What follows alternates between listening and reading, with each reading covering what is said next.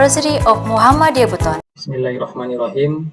Assalamualaikum warahmatullahi wabarakatuh. Perkenalkan, pada kesempatan kali ini, saya Muhammad Saifullah S. merupakan salah satu dosen teknik sipil di Fakultas Teknik Universitas Muhammadiyah Buton, menyampaikan pernyataan diri dosen dalam unjuk kerja Tridharma Perguruan Tinggi atau yang biasa disebut dengan PDD UKT-PT, yang merupakan salah satu bagian persyaratan untuk mengikuti kegiatan sertifikasi dosen yang dilaksanakan pada tahun 2022. Dalam video ini merupakan pernyataan diri saya dalam bidang pengajaran. Adapun video ini akan berisi tentang penjabaran mata kuliah yang saya ampuh, khususnya di program studi teknik sipil Fakultas Teknik. Adapun outline yang dipresentasikan adalah yang pertama itu deskripsi mata kuliah, yang kedua outcome pembelajaran mata kuliah atau yang biasa dikenal dengan CPMK, yang ketiga sistem pembelajaran, yang keempat materi pembelajaran, yang kelima metode pembelajaran, yang keenam sistem penilaian. Berikut ini merupakan identitas mata kuliah. Yang pertama, nama mata kuliah yaitu teknologi bahan, jumlah SKS yaitu 3 SKS. Yang ketiga, semester, yaitu dilaksanakan pada semester 2. Sifat mata kuliah, yaitu wajib. Berikut ini merupakan deskripsi mata kuliah teknologi bahan, yaitu pada mata kuliah ini, mahasiswa belajar tentang peran dan fungsi beton sebagai bahan dalam proses pembangunan, keuntungan dan kelemahan dibandingkan dengan bahan konstruksi lainnya.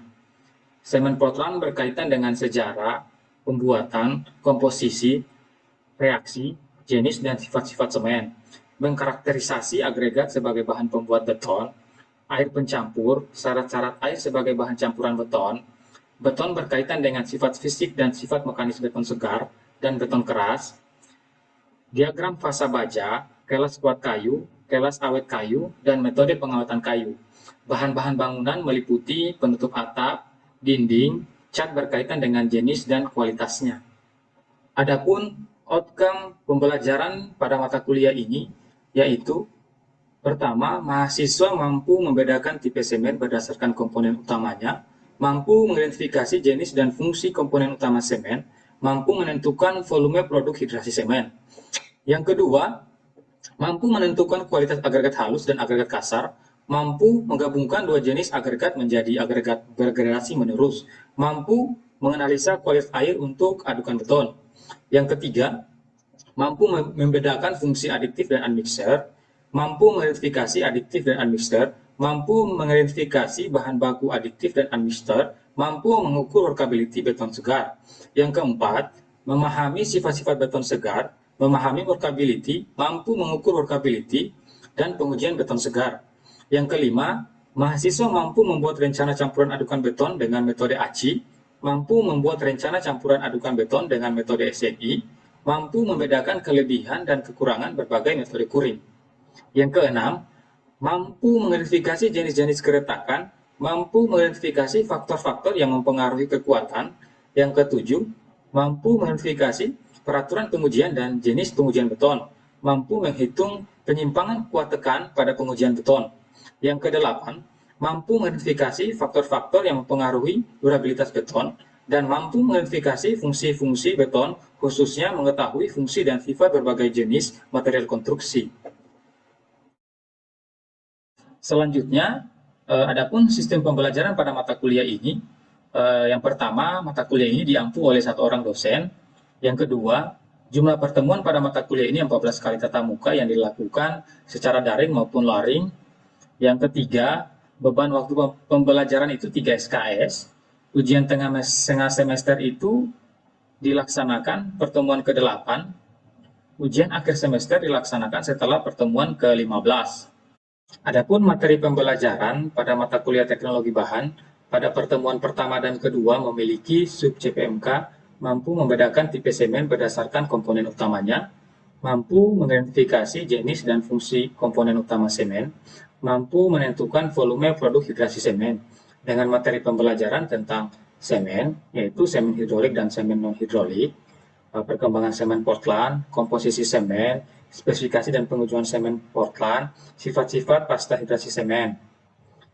Pada pertemuan 3 dan 4, yaitu memiliki subjek MK, mampu menentukan kualitas agregat halus dan agregat kasar, mampu menggabungkan dua jenis agregat menjadi agregat bergradasi menerus, mampu menganalisa kualitas air untuk adukan beton. Dengan materi pembelajaran yaitu tentang air dan agregat. Pada pertemuan kelima, itu memiliki subjek MK mampu membedakan fungsi adiktif dan admixture, mampu mengidentifikasi adiktif dan admixture, mampu mengidentifikasi bahan baku adiktif dan admixture, memahami sifat-sifat beton segar dan workability, dan mampu mengukur workability beton segar. Dengan materi pembelajaran tentang definisi dan klasifikasi penggunaan admixture, chemical admixture, dan mineral admixture. Beton segar tentang workability, pengukuran workability, setting of concrete pengujian beton segar.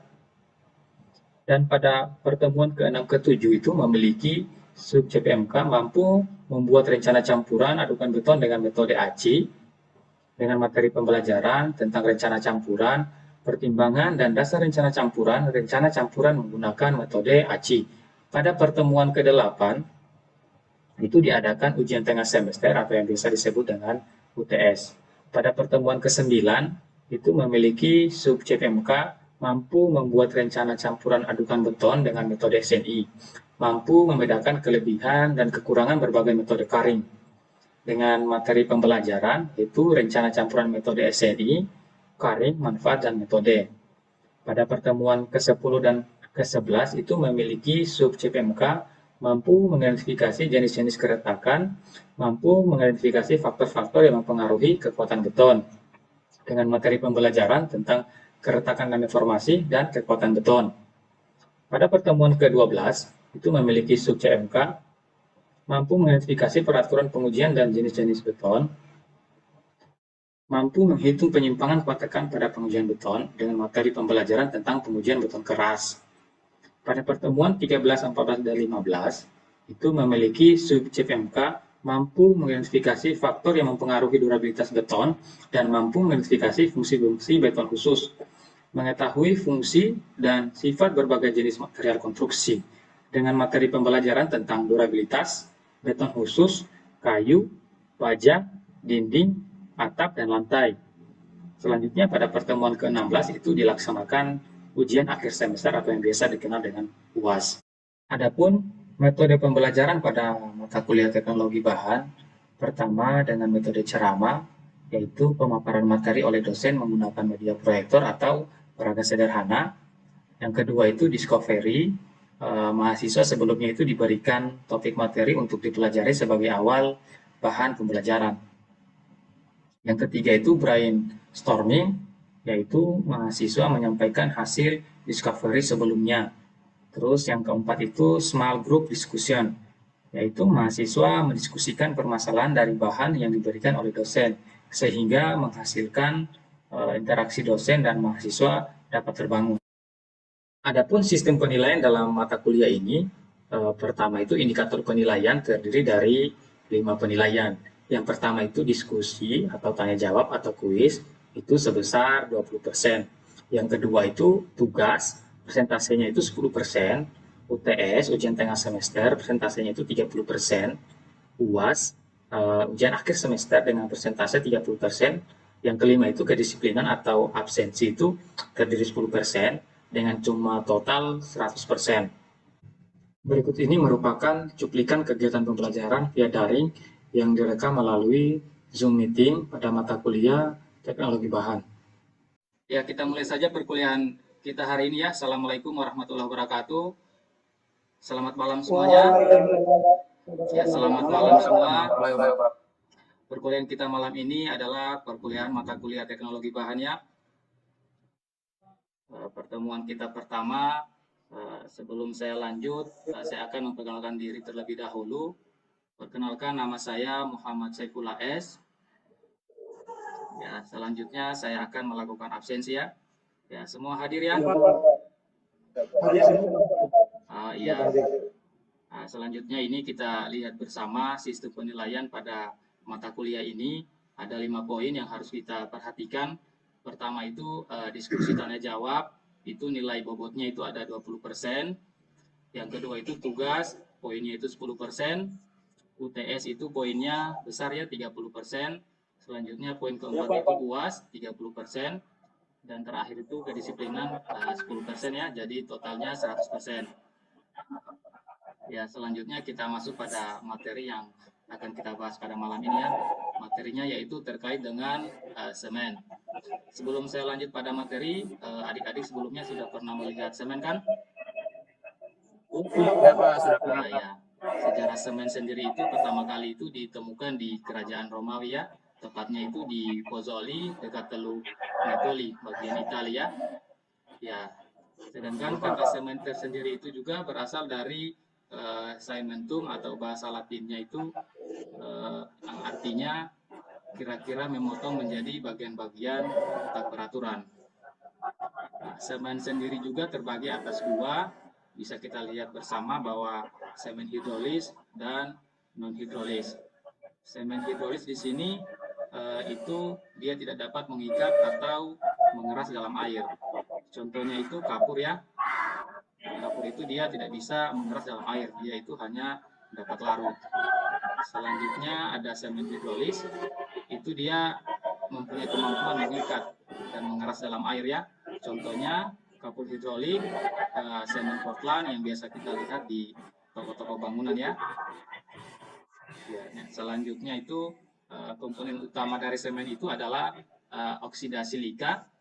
Itu dia dengan penambahan air itu dia mampu mengikat bahan lain. Ya, semen itu kalau ditambah dengan air, dia bisa mengikat agregat, yaitu agregat halus dan agregat kasar. Ini kita bisa lihat bahwa bahan baku dari semen itu ada 4, ada batu kapur, CaCO3, yang kedua itu ada tanah liat, yang ketiga ada pasir besi, yang keempat itu ada pasir kuarsa atau SiO2. Reaksinya itu ada menghasilkan C3S, C2S, C3A, C4AF, di mana peran tiap komponen itu memiliki peran masing-masing. Seperti misalnya C3S ini memiliki peran dia memberi kekuatan pada saat permulaan beton ya, pada permulaan semen. Kedua itu dia memberi kekuatan itu secara kontinu ya, secara terus-menerus. Selanjutnya senyawa selanjutnya itu ada C2S, itu perannya itu dia memberi kekuatan sedikit demi sedikit sampai umur 28 hari ya. Nah, yang kedua itu dia memberi kekuatan itu yang sangat besar.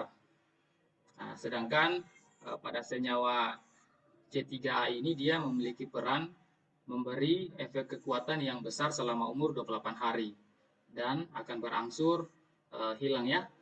Selama umur 8 hari itu akan memberi kekuatan, namun dia akan berangsur-angsur hilang. Oke, selanjutnya itu memiliki senyawa C4AF, perannya itu dia memberikan efek kekuatan yang sedikit pada permulaan, dan selanjutnya itu dia akan kuat ya. Ya. Selanjutnya ini ada penggunaan semen. Penggunaan semen itu di sini itu terbagi atas dua, ada untuk penggunaan bahan bangunan dan bahan bangunan setengah jadi. Nah, di sini ada mortar, ada beton bertulang, dan ada pasta. Nah, sebelumnya saya ingin bertanya kepada adik-adik, ada yang tahu tentang mortar? Apa itu mortar? Ya, boleh dijawab apa itu mortar? Nah, bisa dibaca ya bersama-sama bahwa mortar itu dia adalah campuran semen, kapur, dan air. Nah, kalau untuk dalam bangunan itu mortar itu biasa pada plasteran. Itu pada plasteran biasa disebut mortar karena dia adalah campuran semen dan pasir. Nah, selanjutnya untuk bahan bangunan pada beton. Beton itu adik-adik bisa ketahui bahwa beton itu adalah campuran semen, pasir, dan kerikil. Itu dinamakan beton.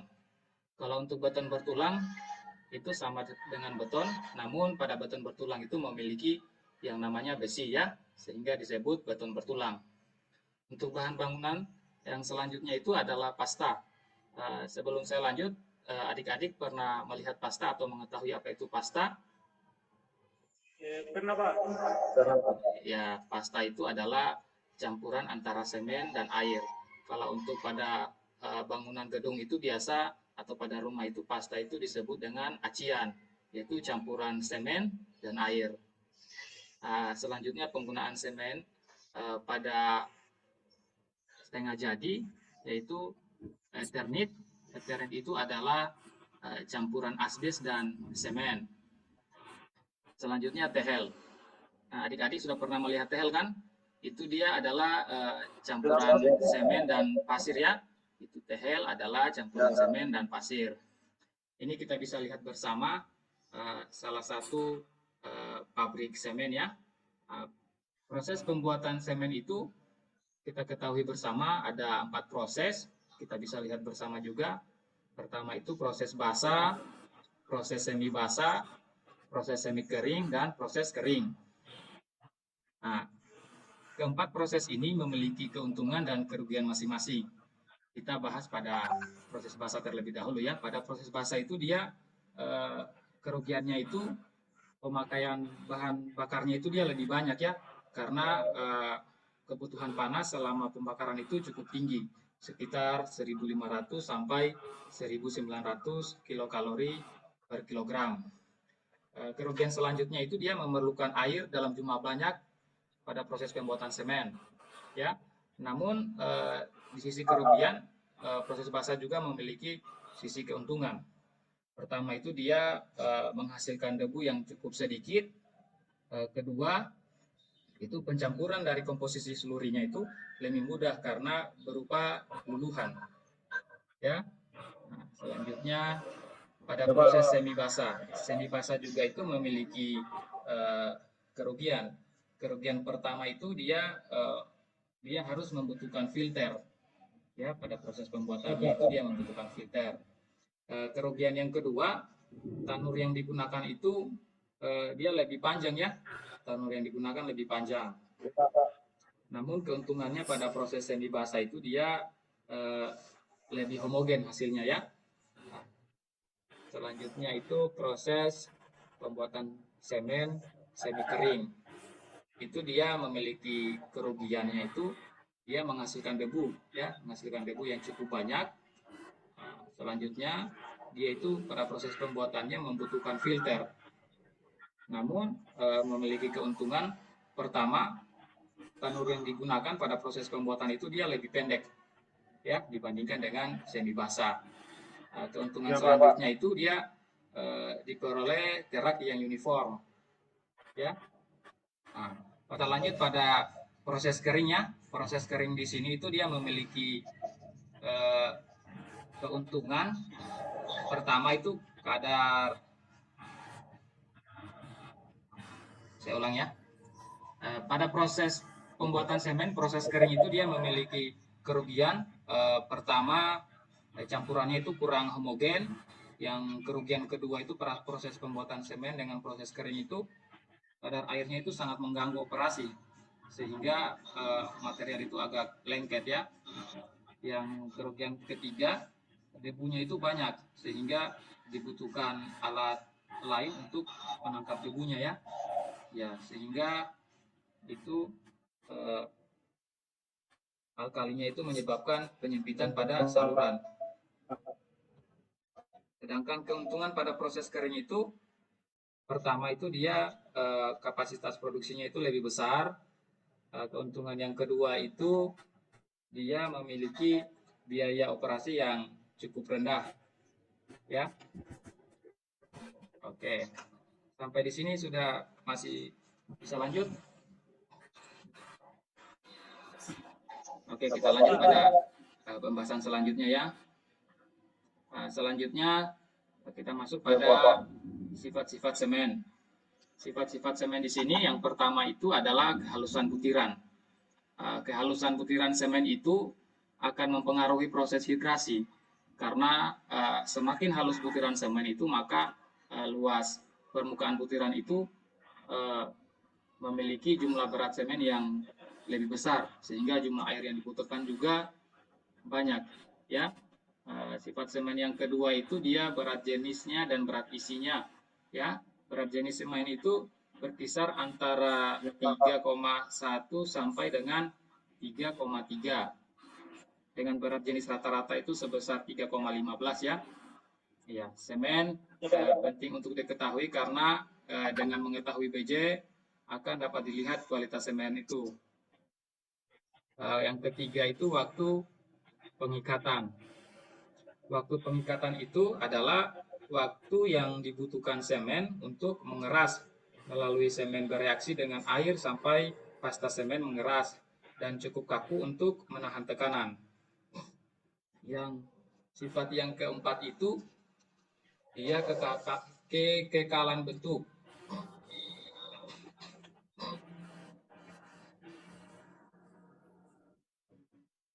Dan sifat yang kelima itu dia kekuatan semen. Kekuatan semen itu dia berumur antara 3, 7, 14, dan 8 hari itu baru diuji, ya, kalau dalam proses pembuatan beton.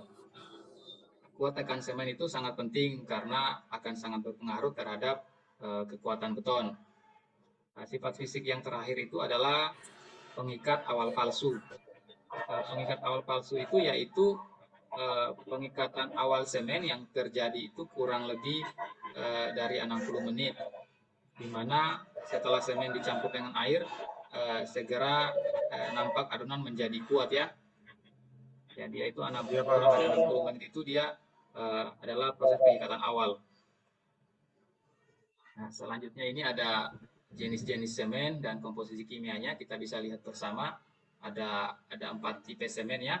Ada tipe pertama, itu dia memiliki komposisinya itu C3S-nya itu 49%, C2S-nya 25%, C3A-nya itu 12%, C4F-nya itu dia 8%. Ya, kita bisa lihat bersama bahwa masing-masing tipe itu memiliki komposisi senyawanya itu berbeda-beda, ya. Ya. Ya, pada tipe semen pertama itu dia itu digunakan untuk bangunan umum yang tidak memerlukan perlakuan khusus, ya.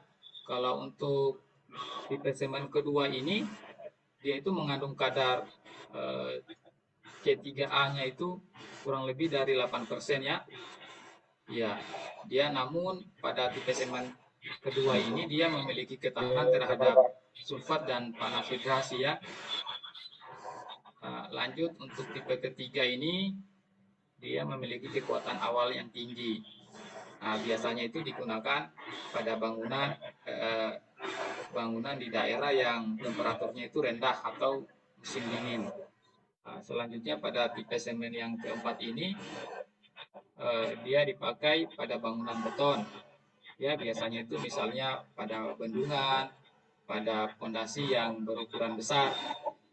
Untuk jenis tipe semen yang terakhir itu tipe ke-5, dia itu tahan terhadap sulfat, ya.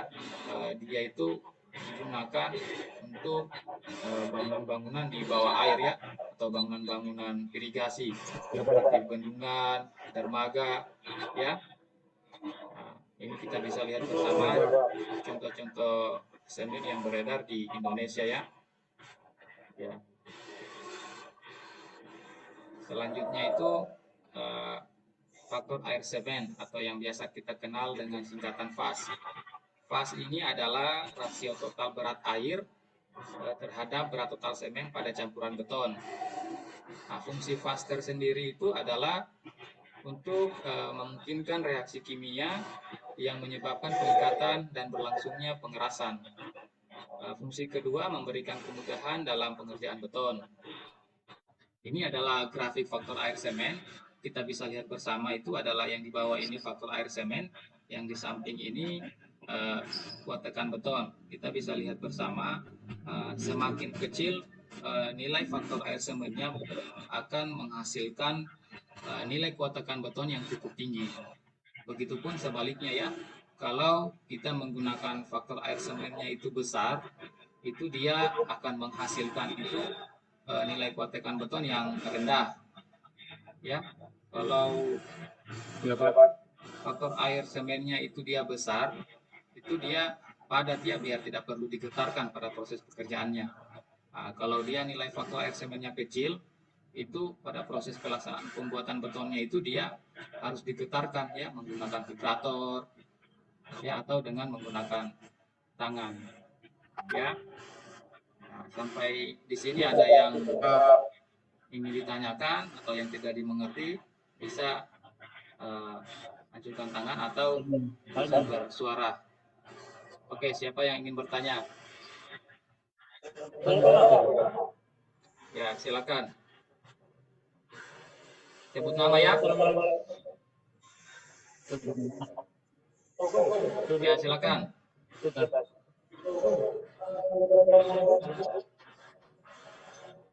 Perkenalkan, nama saya Tegar.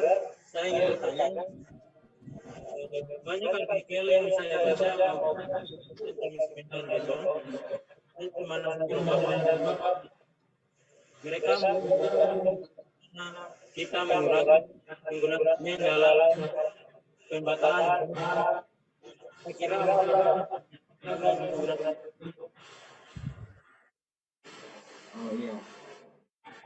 Iya, memang sekarang itu sudah banyak peneliti-peneliti itu mengurangi penggunaan semen dalam proses pekerjaan pembuatan beton. Karena kita ketahui bersama bahwa dalam proses pembuatan semen itu dia menghasilkan gas CO2 itu yang sangat tinggi. Itulah salah satu penyebab gas emisi CO2 itu yang ada di bumi ini besar, tinggi ya. Itu salah satu alasan mengapa para peneliti itu sudah mengurangi atau memilih bahan-bahan alternatif lainnya ramah lingkungan dibandingkan dengan penggunaan semen. Karena pada proses pembuatan itu dia itu harus meledakkan gunung sebagai bahan baku untuk pembuatan semen. Kira-kira mungkin seperti itu. Bisa dipahami? bisa Pak. Bisa Pak. Oke, ada pertanyaan selanjutnya? Dipersilakan. Siapa? Nah, oke. Silakan. Assalamualaikum warahmatullahi wabarakatuh. Waalaikumsalam warahmatullahi wabarakatuh. Perkenalkan, nama saya Hermawan Putra. Saya ingin bertanya, apakah dalam pembuatan beton pengikatnya harus menggunakan semen? Tidak ada bahan yang lain. Demikian, Pak. Oke, terima kasih atas pertanyaannya. Sekarang itu banyak yang kembangkan penelitian pengganti semen dalam proses pengikatan ya. Ada yang namanya itu sekarang fly ash, itu merupakan sisa pembakaran batu bara, itu biasa digunakan juga sebagai bahan pengganti semen untuk pada proses pengikatan antara air dan bahan yang lainnya. Fly ash itu merupakan sisa pembakaran batu bara. Itu dia merupakan material ramah lingkungan yang bisa digunakan untuk pengganti semen dalam proses pembuatan beton. Mungkin seperti itu. Bisa dipahami? Ya, Pak. Bisa, Pak. Oke. Terima kasih atas partisipasinya malam ini. Cukup sekian pertemuan kita pada hari ini. Terima kasih. Sebelum saya menutup, ini ada tugas atau oleh-oleh untuk dikerjakan di rumah. Ada tugasnya itu ada 3. Yang pertama itu jelaskan jenis-jenis senyawa yang tidak diinginkan pada semen dan pengaruhnya terhadap sifat-sifat semen. Yang kedua, jelaskan pengaruh air terhadap sifat dan kekuatan semen. Yang ketiga, jelaskan mengapa membutuhkan waktu perawatan selama 8 hari. Tugasnya dikumpul pada pertemuan selanjutnya. Oke, ya saya akhiri dengan ucapan wabillahi taufiq hidayah. Assalamualaikum warahmatullahi wabarakatuh. Ya, Pak. Waalaikumsalam.